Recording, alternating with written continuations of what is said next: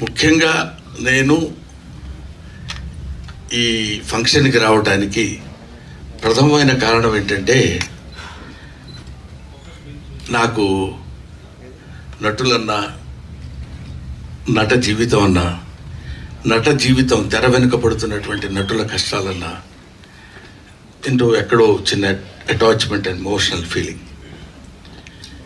ఇందాక మా అమ్మాయి సుమ చెప్పినట్టు, తను ఎంత ప్రౌడ్గా గర్వంగా చెప్పిందంటే, I'm the product of stage అని.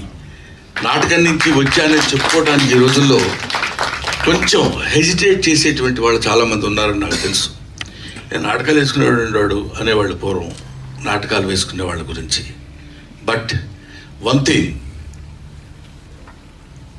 Art is long, life is short. మనం ఎంతకాలం ఉంటామో మనకు తెలియదు.